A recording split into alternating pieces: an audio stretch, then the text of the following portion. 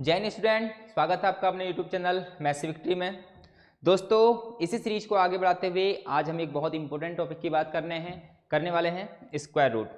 दोस्तों, हमने square root की जो परफेक्ट स्क्वायर रूट होता है उसकी ट्रिक आपको बता दी थी। यदि आपने वो वीडियो नहीं देखी है तो डिस्क्रिप्शन में उसका लिंक दिया हुआ है, आप उसे जाकर देख सकते हैं। आज हम ऐसे नंबर की बात करने वाले हैं जो परफेक्ट स्क्वायर नहीं होता है। ठीक है, किसी भी नंबर का निकाल सकते हैं, परफेक्ट स्क्वायर का हमने आपको बता दिया था। तो शुरू करते हैं अपनी इस जर्नी को, आज की इस मैथ को। देखिए दोस्तों, आपको क्या करना है, कॉपी और पेन हमेशा साथ में होनी चाहिए। और जो मैथ है इसे आप इंटरेस्टिंग के साथ पढ़ेंगे तो आपको बेहतर समझ में आएगा, क्योंकि कुछ बच्चे ऐसे होते हैं कि बोझ समझ के मैथ को पढ़ते हैं तो आपको समझ में नहीं आएगा। सबसे पहले आप उसे इंटरेस्टिंग के साथ पढ़िए तो आपको अच्छे से समझ में आएगा। चलो स्टार्ट करते हैं आज की वीडियो। देखिए दोस्तों, सबसे पहले आपको याद होना चाहिए 1 से लेके 10 तक जो भी हमारे स्क्वायर हैं आपको याद होंगे, क्योंकि आप इतना ही तो कर सकते हैं कि वैसे तो 30 तक याद होने चाहिए। मैं कहूँगा कि अगर कोई भी कंपटीशन की तैयारी कर रहा है तो 30 तक ये याद होने चाहिए, लेकिन 10 तक तो नॉर्मल है, हर किसी को याद होते हैं। तो देखिए, सबसे पहले हम नंबर, कोई भी एक नंबर क्लिक कर लेते हैं। ये नंबर है, सबसे पहले मैं आपको बताऊंगा कि 2 नंबर का जो आंसर आएगा वो कैसे आएगा। ठीक है, उसके बाद मैं 3 की भी बात करूंगा, उसके बाद 4 की भी बात करूंगा। सबसे पहले देखते हैं, हम एक नंबर लेते हैं 68। ठीक है, 68 हमने एक नंबर लिया। अब हमें देखना है कि जो 68 है ये कहाँ पर अप्लाई होता है, इन सब में। ठीक है, 68 किसके बीच में है, आप लोग देखेंगे कि इन दोनों के बीच में 68 है। देखिए, इन दोनों के बीच में क्या है, 68 होगा कहीं पर ही। 68 इन दोनों के बीच में ही होगा, आप लोगों को दिख रहा होगा। तो हमें क्या करना है, इसके जस्ट ऊपर वाला नंबर को लेना है, जस्ट ऊपर वाले नंबर को। ठीक है, इसके ऊपर वाला नंबर क्या है, 8। तो जो हमारा आंसर है वो 8 तो आएगा। ठीक है, 8 तो आएगा। उसके बाद हमें क्या करना है, एक बट्टा लगाना है। ठीक है, क्या लगाना है, बट्टा लगाना है। ठीक है, 0 बट्टा सन्नाटा बोलते हैं आप लोग, तो हमें क्या लगाना है, एक बट्टा लगाना है। ठीक है, जस्ट इस नंबर का क्या करना है, दुगुना करना है। ठीक है, देखिए जस्ट इस नंबर का क्या करना है, दुगुना। 8 दूनी 16, 8 दूनी क्या होता है, 16।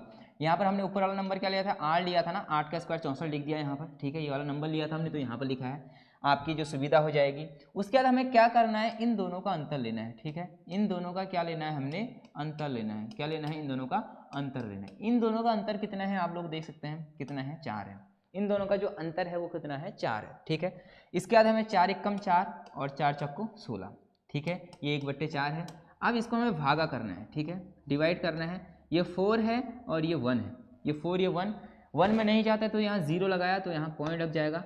4 दूनी 8 हो गया। ठीक है, यहाँ 2 बच गया, नहीं जाता 0 लग गया।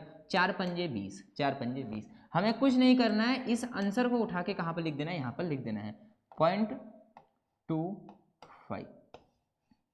ये हमारा आंसर हो गया। ठीक है, आपको समझ में आ गया होगा, और अगर नहीं समझ में आया फिर से एक बार मैं इसको रिपीट करता हूँ। अगर समझ में आ गया फिर भी आप देखिए। सबसे पहले हमें देखना है कि जो 68 है, जो भी यहाँ पर नंबर है, उसके ऊपर कौन सा परफेक्ट स्क्वायर होता है। देखिए यह है 68, इन दोनों के बीच में अप्लाई होगा। ठीक है, आप लोगों को दिख रहा होगा। तो हमने 8 नंबर लिया। ठीक है, यहाँ पर 8 आ गया। 8 का स्क्वायर कितना होता है, 64 होता है। अब हमें क्या करना है, सबसे पहले अपॉन में क्या करना है, इसका दुगुना करना है। जो भी हमारा आंसर है शुरू में उसका दुगुना करना है, 8 दूनी 16। ठीक है, उसके बाद देखिए इन दोनों का अंतर हमें लेना है। इन दोनों का अंतर कितना है, 4 है, और इसको डिवाइड करके हमें आंसर ले आना है। ठीक है, आपको समझ में आ गया होगा। तो मैं आपकी प्रैक्टिस कराता हूँ। इसी में देखिए कोई एक नंबर और लेते हैं जिससे आपको बेहतर समझ में आ जाएगा। हमारा प्रयास यही रहता है कि आपको बेहतर से बेहतर समझाया जा सके, जिससे आपकी कैलकुलेशन क्या हो, फास्ट हो सके। ठीक है, अगला नंबर लेते हैं, कोई भी एक नंबर ले लेते हैं 94। हमने नंबर लिया 94। ठीक है, इसका हमें क्या निकालना है, स्क्वायर रूट निकालना है सबसे पहले। अब हमें देखना है इस टेबल में कि जो 94 है वो कहाँ पर अप्लाई होता है। 94 यहाँ पर अप्लाई होता है, 94 आप लोगों को दिख रहा होगा। ठीक है, इन दोनों के बीच में 94 होता है। मैंने बोला जस्ट ऊपर वाला नंबर लेते हैं। कौन सा नंबर लेते हैं, ऊपर वाला। ठीक है, तो जो आंसर आएगा वो 9 से स्टार्टिंग होगा। किससे स्टार्टिंग होगा, 9 से, और यहाँ 81 लिख देते हैं। ठीक है, 9 का स्क्वायर 81 होता है। अब मैंने बोला था हमें एक बट्टा लेना है। ठीक है, एक अपॉन लेना है, और अपॉन में इस नंबर का स्क्वायर करना है। 9 दूनी 18, इस नंबर का क्या करना है, स्क्वायर करना है। ठीक है, और स्क्वायर करा। उसके बाद देखिए इन दोनों के बीच का जो हमें अंतर है वो कितना होता है, हमें देखना है। इन दोनों के बीच का जो अंतर है वो कितना है, 13 है। कितना है, इन दोनों के बीच का अंतर 13 है। ठीक है, आपको समझ में आ गया होगा। उसके बाद हमें क्या करना है, इस 18 से 13 को क्या करना है, भाग करना है।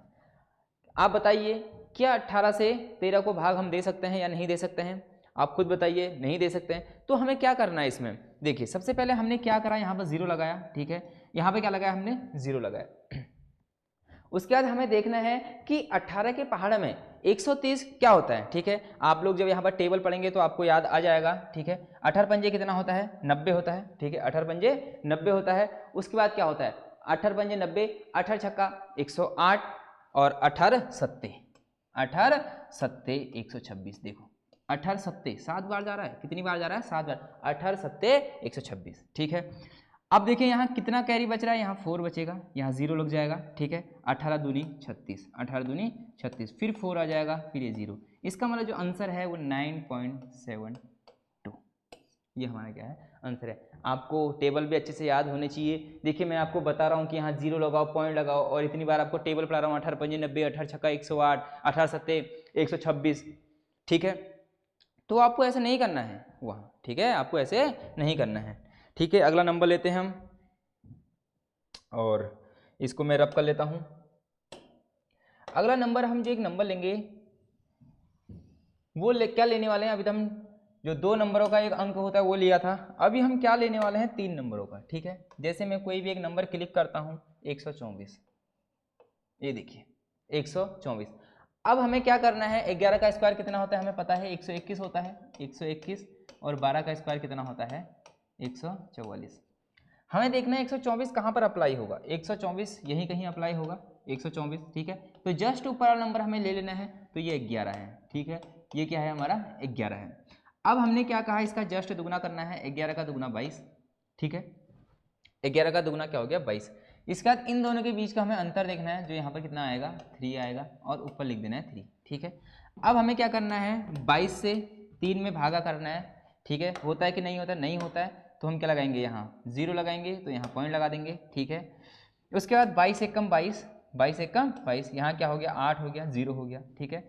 22 3 66, 22 3 66, तो यहाँ पर ये आंसर हम लिख देते हैं 11.13, 11.13, ये हमारा क्या हो गया आंसर आ गया, ठीक है।